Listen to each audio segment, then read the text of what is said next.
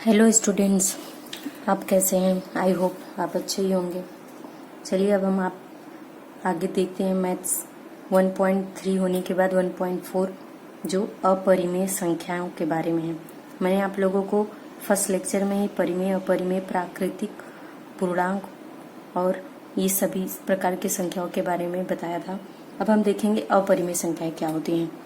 अपरिमेय संख्याएं होती हैं वह वास्तविक संख्या होती है, वह नंबर होता है जो परिमेय नहीं होता, अर्थात जिसे p/q के रूप में नहीं लिखा जा सकता है, उसे कहते हैं अपरिमेय संख्याएं। मतलब कि जो संख्याएं p/q के रूप में नहीं लिखी जाती हैं वो अपरिमेय संख्याएं होती हैं, जैसे कि √2, √3, बट √4 अपरिमेय संख्या नहीं होता है, लेकिन √5, √6, √7, √8 एक्सेट्रा ये क्या होती हैं? सारी अपरिमेय संख्याएं होती हैं। और इन्हें भी परिमेय संख्याओं के जैसे अपरिमेय संख्याओं को भी संख्या रेखा पर दर्शाया जाता है, शो किया जाता है, मतलब नंबर लाइन पर। अब यहाँ पर हम देखेंगे आपका प्रैक्टिस नंबर 1.4 में प्रैक्टिस सेट 1.4 में पहला एग्जाम्पल देखेंगे। पहला एग्जाम्पल क्या है? दिया हुआ है कि show the √2 on number line, मतलब कि नंबर लाइन पर √2 को शो करना है हमें। अब कैसे हम करेंगे आइए देखते हैं।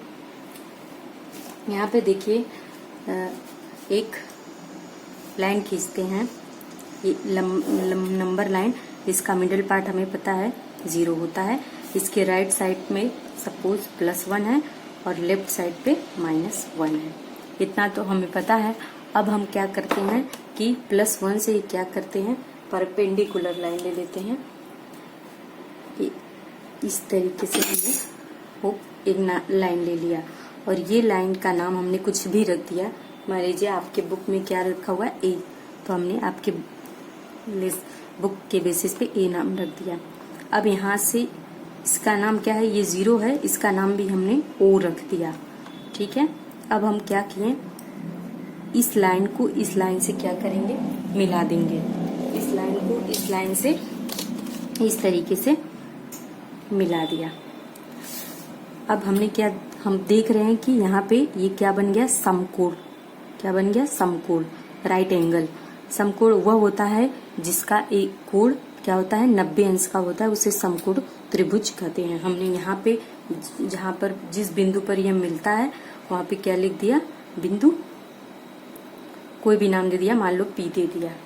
अब क्या करेंगे हम, ये लाइन मान लो कि इसका डिस्टेंस 1 सेंटीमीटर है और यहाँ से यहाँ का भी डिस्टेंस क्या है, 1 सेंटीमीटर। ऐसा हमने इमेजिन किया है, माना है। अब हमें पता है पाइथागोरस प्रमेय, आप लोगों ने पढ़ा है, लेकिन एक बार फिर से हम आपको रिवाइज करा देते हैं कि पाइथागोरस प्रमेय क्या होता है। यहाँ पर पाइथागोरस प्रमेय का यूज होगा, पाइथागोरस प्रमेय। पाइथागोरस प्रमेय के हिसाब से क्या होता है कि ये 90 अंश के सामने का जो लाइन होती है वो क्या होती है, कर्ण होता है।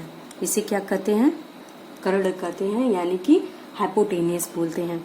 और ये लंब होता है, इसको लंब बोलते हैं, राइट। और ये आधार होता है, क्या होता है, आधार, यानी कि कर्ण का वर्ग स्क्वायर बराबर लंब का स्क्वायर प्लस आधार का स्क्वायर। ये सूत्र होता है आपका किसका, पाइथागोरस प्रमेय का। तो यहाँ पे क्या दिया हुआ है, कर्ण क्या है, OP। यहाँ पे कर्ण क्या है, OP। तो हम कैसे लिखेंगे, फार्मूले के बेसिस पे लिखेंगे, OP का square is equal to AP, लंब क्या है, AP, तो AP का स्क्वायर प्लस OA, आधार क्या है, OA का स्क्वायर। हमने क्या देखा, इस तरीके से AP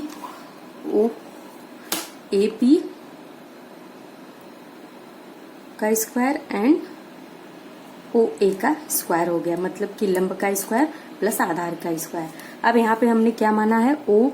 अब यहाँ पे OP का स्क्वायर बराबर क्या हो जाएगा, AP का मान कितना है, AP का मान हमने एज्यूम कितना किया है, 1 सेंटीमीटर, तो 1 सेंटीमीटर का स्क्वायर, और OA का मान हमने एज्यूम किया है 1, तो 1 का स्क्वायर हो गया। तो 1 का स्क्वायर 1 ही, उसकी वैल्यू 1 होती है, तो यहाँ पे 1, फिर इसकी भी वैल्यू 1 होगी तो 1 प्लस 1 इज इक्वल टू 2।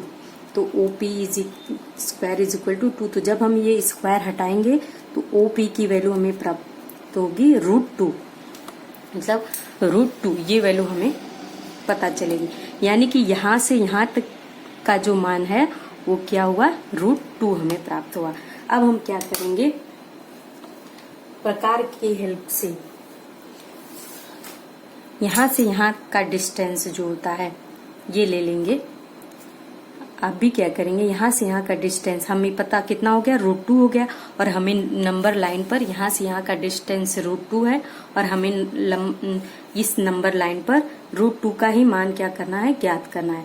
तो हम क्या करेंगे, एक आर्क खींचेंगे यहाँ से यहाँ तक, एक आर्क खींचेंगे ऐसे,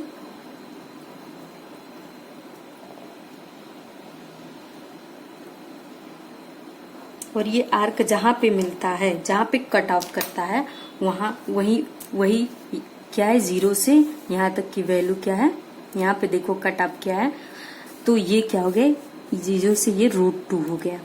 ये वैल्यू क्या हो गई, √2। यहाँ पे हम कुछ नाम दे देंगे इसका, Q, आपके बुक में Q दिया है तो हम भी Q नाम दे देते हैं इसको। तो ये हो गया हमारा Q की वैल्यू नंबर लाइन पर, संख्या रेखा पर √2 को हमने दिखाया। अब हमें ये पॉजिटिव √2 है, अगर हमें यही √2 का मान नेगेटिव में दिखाना है तो हम कैसे दिखाएंगे, हम क्या करेंगे, 0 की वैल्यू से डिस्टेंस से या स्केल से इसका क्या करेंगे, डिस्टेंस नाप लेंगे, वैल्यू पता कर लेंगे, और इसको जस्ट इसके अपोजिट में नेगेटिव साइड में क्या करेंगे, करके कट करेंगे। जहां पे कट आता है वही कट पर क्या हो जाएगा, वो हमारा इस कट पर हमारा क्या है, √2, लेकिन वो क्या है, नेगेटिव है। तो इस तरीके से हम क्या करेंगे, नंबर लाइन पर क्या कर √2 की वैल्यू को ज्ञात करेंगे। तो आप लोग अब आगे, हम ये तो एग्जाम्पल था, हमारा उदाहरण था हमारे बुक में जो दिया हुआ था, जैसे कि यहाँ पे ये दिया हुआ है, हमने ये सॉल्व किया है, पाइथागोरस प्रमेय के बारे में थोड़ा सा पढ़ा। अब हमें आपका प्रैक्टिस सेट 1.4 में जो दिया है हम उसके बारे में पढ़ेंगे। तो हम अगले लेक्चर में, अगले वीडियो में देखेंगे। आपके बुक में कृति दी हुई है, पेज नंबर 6 पर आप देखेंगे। वीडियो पढ़ते समय अगर आप बुक अपने साथ मैथ के लेके बैठते हैं तो आपको समझने में, और साथ साथ अगर करते हैं तो समझने में और भैया आसानी हो जाती है। आपको कोई भी प्रॉब्लम हो तो कमेंट बॉक्स में आप पूछ सकते हैं। तो यहाँ पर हम कृति को सॉल्व करते हैं, देखते हैं कि कृति में क्या दिया हुआ है। देखिए यहाँ पर ये डायग्राम बनाया हुआ है जिसमें क्या दिया गया है, नंबर लाइन है, ये 0 सेंटर मिडिल पार्ट है जिसे हम 0 से इंडिकेट करते हैं। इसके राइट साइड में +1 है, इसके लेफ्ट साइड में -1 है। यहीं पर एक नेम O दिया गया है, और यहाँ से एक डिस्टेंस पे क्या किया गया है, √2 को दर्शाया गया है, जैसा कि हमने पिछले वीडियो में देखा था कि हम कैसे नंबर लाइन पर √2 को खींचे थे। अब हम क्या करेंगे, √2 पहले हम √2 बनाएंगे, और यहाँ से √2 पर क्या करेंगे, उसकी वैल्यू लिख देंगे। यहाँ पर देखो 0 से, यहाँ पर प्रकृति में दिया है संख्या रेखा पर बिंदु Q, यह दर्शाता है, यह क्या दर्शाता है, यह बिंदु Q √2 दर्शाता है। उसके बाद दिया हुआ है दूसरा पॉइंट, बिंदु Q से एक लंब रेखा खींची गई है, इस रेखा पर एक इकाई लंबाई दर्शाने वाला बिंदु R है। देखो यहाँ से बिंदु Q से क्या गया, रेखा खींची गई है, इस रेखा पर एक इकाई लंबाई दर्शाने वाला बिंदु, यहाँ से यहाँ देखो Q से R एक लंब खींचा गया है। लंब मतलब क्या होता है, 90 अंश के कोण को ही बोलते हैं लंब। 90 अंश का एकदम सीधी रेखा खींची गई है, ना ये इधर बेंड होगी ना इधर बेंड होगी, एकदम सीधी, जो 90 डिग्री का एंगल बनाता होगा, 90 डिग्री का एंगल। वहां पे एक बिंदु पर इसका नाम दे देते हैं, जिसका डिस्टेंस यहाँ से क्या है, 1 इकाई है, मतलब 1 है। अब R है, इसकी वैल्यू क्या है, R है। O R जोड़ने पर समकोण त्रिभुज O R क्यूब प्राप्त होता है। अब हम O और R को क्या करेंगे, जोड़ देंगे, तो हमें एक ट्रायंगल, एक त्रिभुज प्राप्त होगा जो समकोण त्रिभुज होता है। समकोण त्रिभुज की परिभाषा है 90 अंश के कोण को समकोण त्रिभुज कहते हैं। चूंकि ये 90 अंश है तो ये 90 अंश का कोण है, तो इसलिए ये समकोण त्रिभुज है। यहाँ पे देखो O और R और Q, O R Q क्या है, एक समकोण त्रिभुज प्राप्त होता है जब हम OR को जोड़ते हैं। उसके बाद फोर्थ पॉइंट में क्या दिया हुआ है, फोर्थ पॉइंट में दिया है कि डिस्टेंस लेंथ OQ का जो लेंथ है वो √2 के बराबर है, जैसा कि यहाँ पे दिया है। यहाँ से यहाँ तक की वैल्यू क्या है, √2 है। तो और QR की वैल्यू 1 है। यहाँ पे दोनों का मान दिया हुआ है, तो हमें क्या प्राप्त करना है, O और R का मान प्राप्त करना है। चूंकि हमने बताया था पिछले वीडियो में पाइथागोरस प्रमेय क्या होता है, कर्ण का वर्ग बराबर लंब का वर्ग धन आधार का वर्ग, मतलब हाइपोटेनियस का स्क्वायर वैल्यू किसके वैल्यू के बराबर होता है, length of perpendicular line and base square value of base line. तो यहाँ पे परपेंडिकुलर लाइन यानी कि लंब का वर्ग OR का स्क्वायर बराबर OQ का स्क्वायर प्लस QR का स्क्वायर, OQ का स्क्वायर और QR का स्क्वायर, इन दोनों का स्क्वायर क्या है, तो QR का स्क्वायर क्या दिया हुआ है, √2। यहाँ से यहाँ तक की वैल्यू क्या है, √2 यहाँ पे आपको दिया हुआ है। उसके बाद क्या दिया है, QR की वैल्यू कितना दिया है, 1। तो √2 का स्क्वायर और 1 का स्क्वायर, तो जब इन दोनों का स्क्वायर को हम सिंप्लीफाई करेंगे तो 2 + 1 हमें प्राप्त होगा, मिलेगा इसकी वैल्यू। अब यहाँ पे क्या दिया हुआ है, 2 + 1 बराबर कितना होता है, 3।